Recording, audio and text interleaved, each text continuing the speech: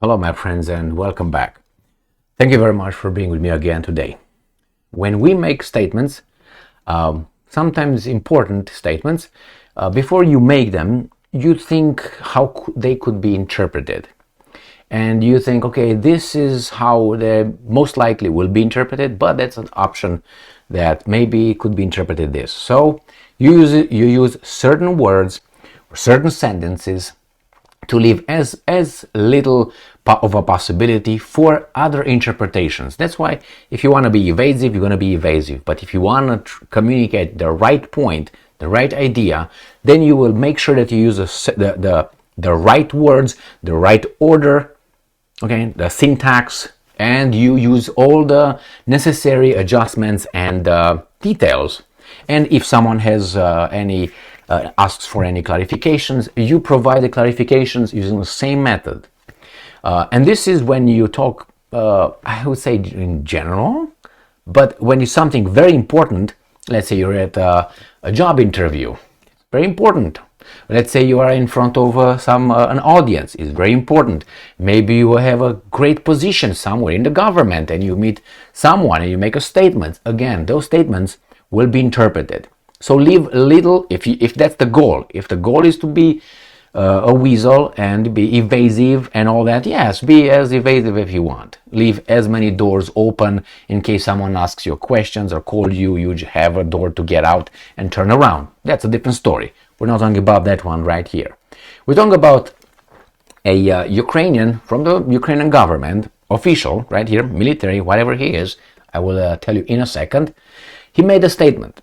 But he doesn't understand that the statement that he makes, yes, this is the message he wants to communicate and wants people to understand. But people like me, which I'm very normal, let's put it this way, very normal, then I could interpret it in a different way, or I would ask for some clarifications.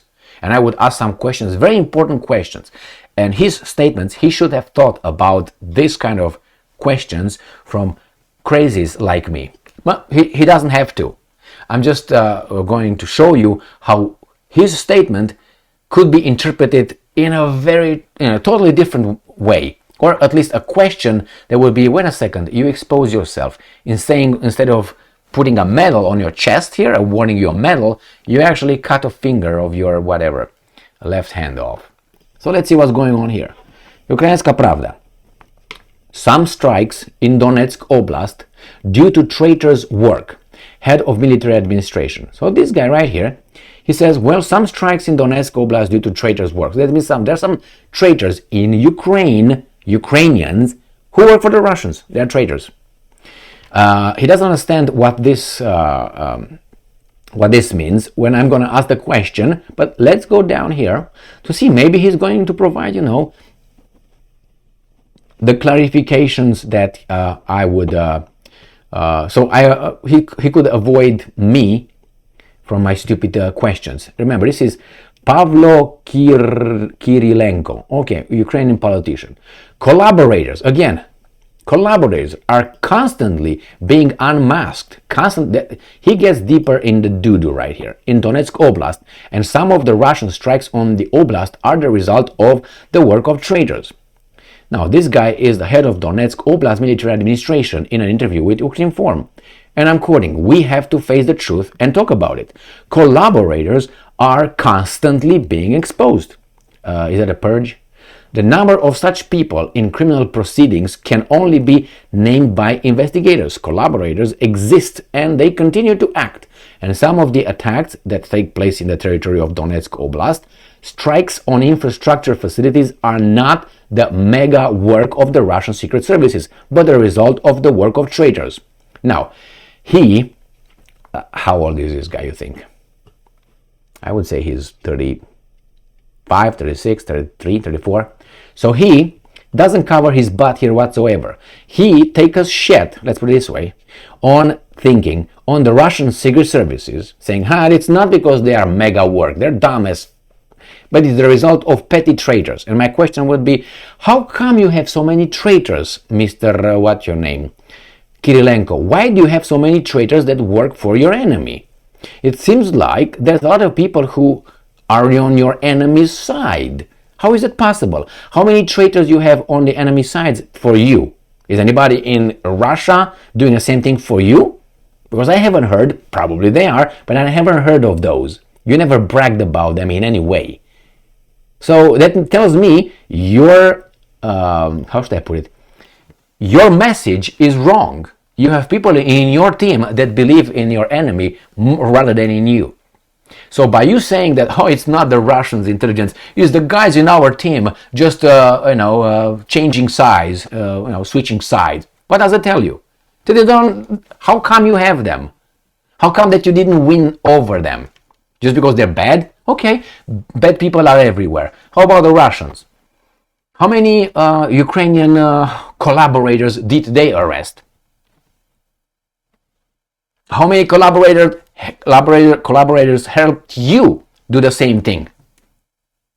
So there's no people on the other side being sold your story, your ideology. That means you're a loser. So this is my interpretation of what this guy wants to say. He said, well, the Russians are not good. They are these evil people that we unmask them.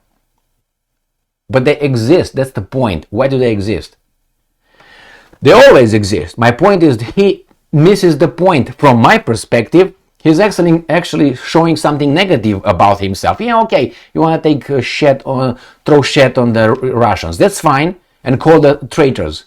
Okay, they're traitors. But how come they're so numerous? Because these guys arrested collaborators, at least 600 so far in another article that I read. And it's more than that. It's like a purge. How come the Russians did not arrest 600? And Russia has 145 million people. So you would think that the pool of the collaborators would be much greater than the 39 million in Ukraine. And you can say, well, there are some Russians over there that, well, not all the Russians feel that way. No, not all the Russians, because the Russians say, yes, Putin is right. The unprovoked attack is legitimate. Correct? Correct. Unless you call them idiots. Is that how you call them? I thought I heard that, but anyway, just kidding. Let's go back to this article. Kirilenko said 95,701 residential buildings. Okay, we're not going to go over that. Let's see, exclusive. I'm just trying to find out. Yeah, he's taking shit on this. We consider settlements. All right, so this is, they say, because of those traitors, these are our losses in civilians and all that. This video is not about that.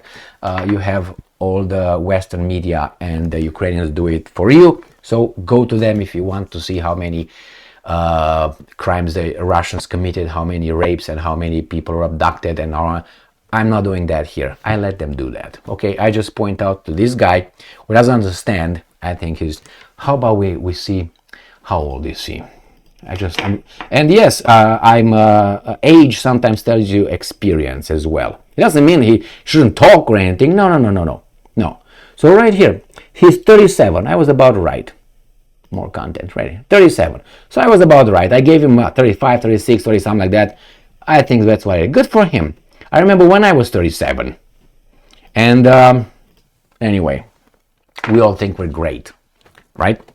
Whenever we are, we think, and then after 3 days we look back at our past and say, how in the hell did I say that then? I learned this one and I would say it a little bit different and a little bit different. This is in case you evolve intellectually and you become wiser. If you don't become wiser, you accept 100% whatever you said when you were 17. And I don't think you do that. And there were certain things that you still accept. But overall, I think if you didn't change your mind on certain things that you said at 17, and let's say you're over 25, I don't know. When time passes, you should learn more. We should learn. If we're interested, we should learn more. We become wiser. We experience more. Therefore, when we look at our statements based on lack of experience at 17 or lack of information and so on, you should give a little flavor, be more sophisticated in the answers that you give or that you gave then. You would change a little bit, you would add to it, that's all. I don't think sometimes you could be 180 degrees the other direction. That maybe rarely. So the point with this guy is this: how come you have so many collaborators in your country for the enemy, but the enemy doesn't have? doesn't have as many, because they're not crying about it, and the Western mass media should flood us with how many Russians are just changing sides or switching sides. And probably they will say, well, they're afraid. I know that Zelensky implemented martial law, not those guys over there. And if it's about freedom and all that, I look at certain behaviors and look at other behaviors. I can't say it here because I'm on YouTube. But, analyze it. Look what these guys did versus those guys. Ignore the unprovoked war, okay? Because we know unprovoked war is right there, the Russians did. But look at the freedom of speech, of the press, of religion, of minorities speaking their own languages, political parties, banned. Where? I mean, we can be idiots and we can do intellectual gymnastics here and say, yes, but they over there, they know it's unspoken, but what happened with that? You remember Putin did that when? People here make all kind of statements. Oh, that guy died over there in mysterious ways. It must be Putin. Without any evidence. It must be Putin. Why? Because Putin is bad. And that's it. He's everywhere. But somehow people don't listen to him. Like Prigozhin. He's afraid of Prigozhin, Putin. Really? That's another stupidity. If he wants Prigozhin to be gone yesterday, Prigozhin is gone yesterday. And not vice versa. So anyway, this is this person who, from my perspective, tells me more than he intends. That's a lot of people in Ukraine who are collaborators. A lot of people in Ukraine who are traitors, because they are traitors according to the right definition. You are a traitor, but so you're called when you, with outside help, you topple a democratically elected legitimate government of Ukraine in 2014. So those are also traitors, because they are citizens of a country working with outside help to topple a legitimate government. That's called treason. So yeah, I'm okay. Well, these are traitors, the guys who work for the enemy, but so are these guys right here that toppled the Viktor Yanukovych government in 2014.